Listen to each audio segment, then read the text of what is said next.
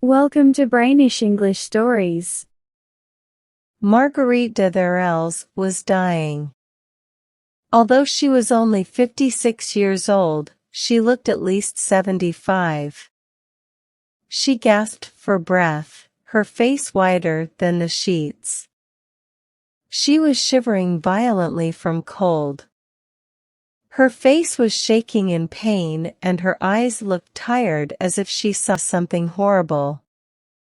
Her elder sister, Suzanne, 6 years older than herself, was sobbing on her knees beside the bed. A small table close to the dying woman's couch bore, on a white cloth, 2 lighted candles.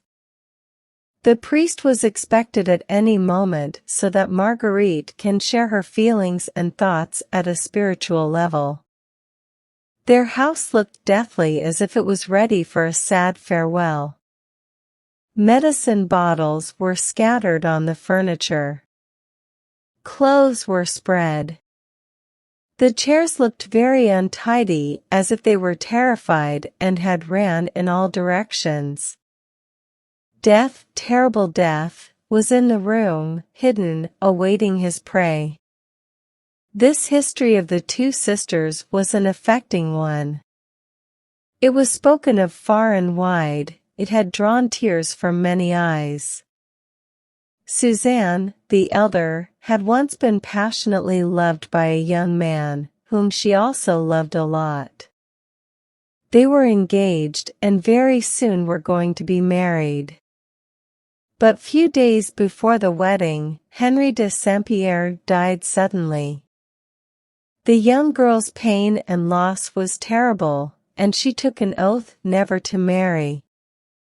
She faithfully kept her vow and adopted a widow's life for the rest of her life.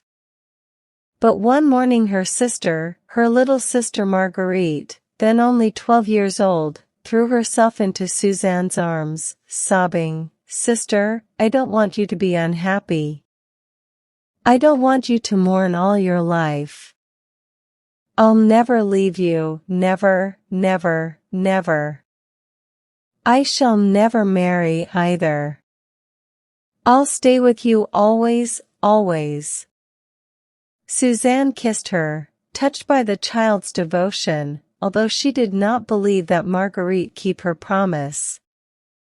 But the little sister kept her promise, and never married. Even her parents forced her to marry. She was remarkably pretty but refused many offers.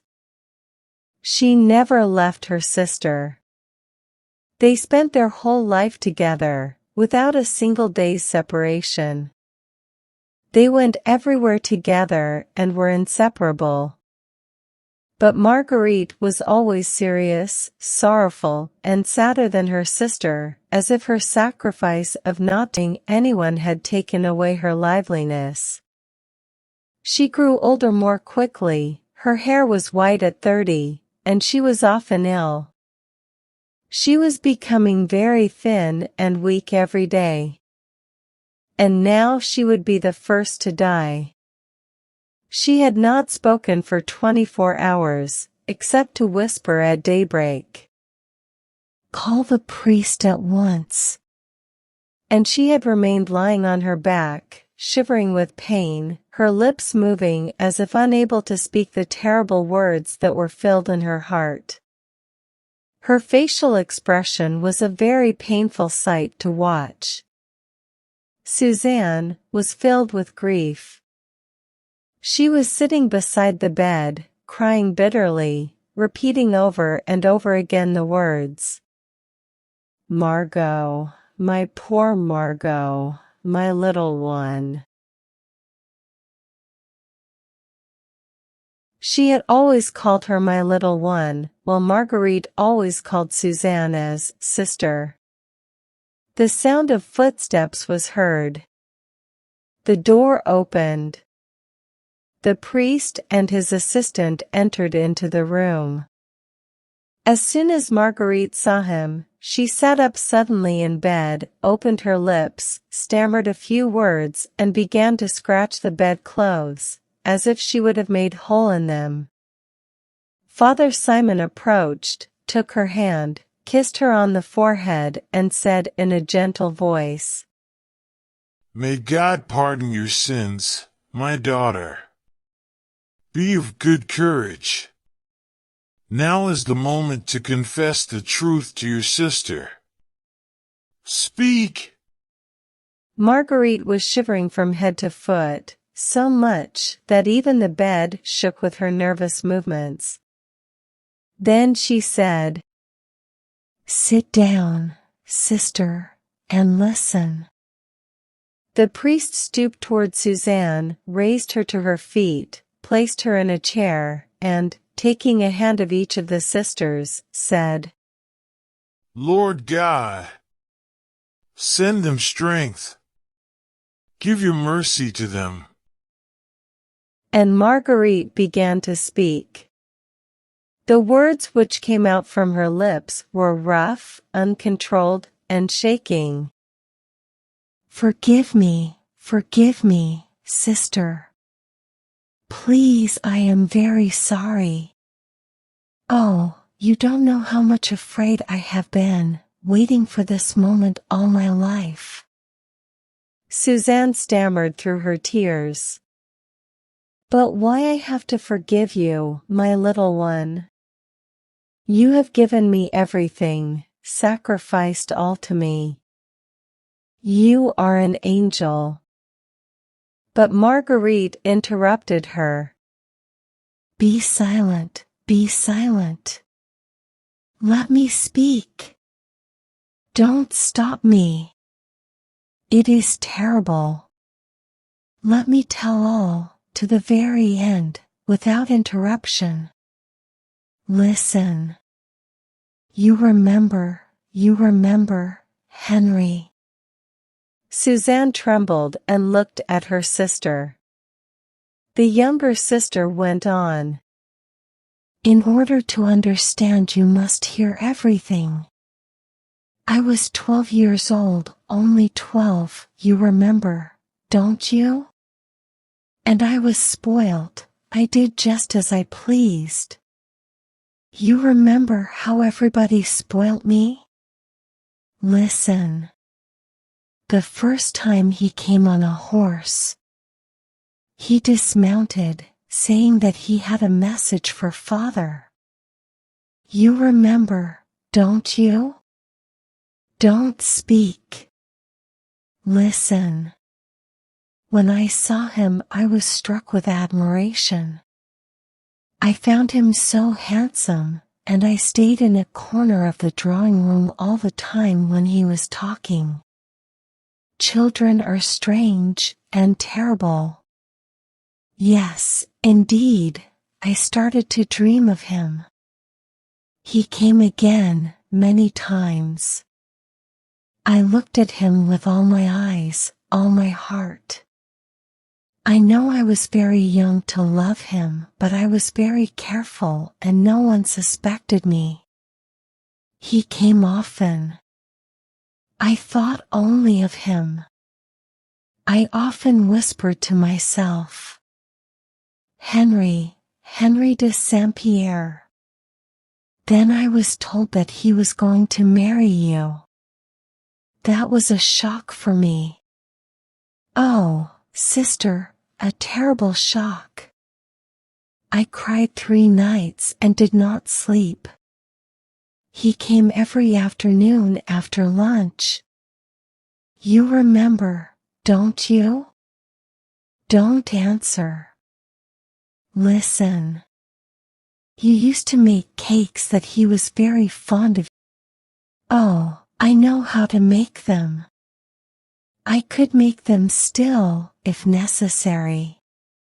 He would swallow them at one mouthful and wash them down with a glass of wine, saying, delicious.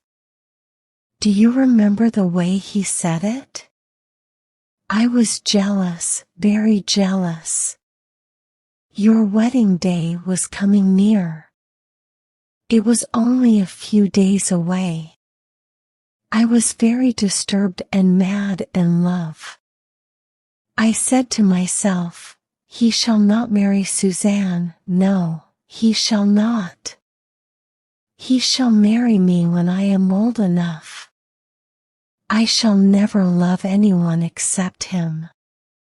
But one evening, 10 days before the wedding, you went for a walk with him in the moonlight before the house. You both sat under the pine tree, the big pine tree. You both looked into each other's eyes for so long and made promises of love, and he held you in his arms for so long. You remember, don't you? It was probably the first time. You were so pale when you came back to the drawing room. I saw you. I was there, hidden behind a tree. I was mad with anger. I would have killed you both if I could. I said to myself, he shall never marry Suzanne, never. He shall marry no one. I could not bear it. And all at once I began to hate him intensely. Then do you know what I did? Listen. I had seen the gardener prepare powder for killing street dogs. He would crush a glass bottle into small pieces with a stone and put the powder of glass into a ball of meat. I stole a small medicine bottle from Mother's room. I ground it fine with a hammer and hid the glass in my pocket. It was a shining powder. The next day, when you had made your little cakes, I opened them with a knife and put the glass powder in it. He ate 3. I ate one myself. I threw the 6 others into the pond. The 2 swans died 3 days later. You remember? Oh, don't speak. Listen, please listen. I alone did not die. But I have always been ill. He died, but I did not. It was most terrible. My life, all my life was such a torture. I said to myself, I will never leave my sister. And on my deathbed I will tell her all. And now I have told. And I have always thought of this moment, the moment when I will tell you the truth. Now the moment has come. It is terrible. Oh! Sister, please forgive me. I have always thought, morning and evening, day and night, I shall have to tell her some day. I waited. The horror of it. It is done. Don't say anything. Now I am afraid. Afraid of seeing Henry again when I am dead. See him again. Only to think of it. I dare not. Yet I must. I am going to die. I want you to forgive me. I insist on it. I cannot meet him without your forgiveness. Oh, tell her to forgive me, Father. Tell her. I beg you. I cannot die without it. Marguerite was silent and lay back, trying to breathe. Suzanne had hidden her face in her hands and did not move. She was thinking of him whom she had loved so long. What a life of happiness they might have had together. She saw him again in the dim and distant past, that past forever lost. Beloved dead. Her heart gets filled with love when she thinks of him. She had retained the memory of their love in her soul. The priest rose suddenly and in a firm, loud voice said, Madam Suzanne, your sister is dying. Then Suzanne, raising her tear-stained face, put her arms round her sister, and kissing her fervently, exclaimed, I forgive you, my little one.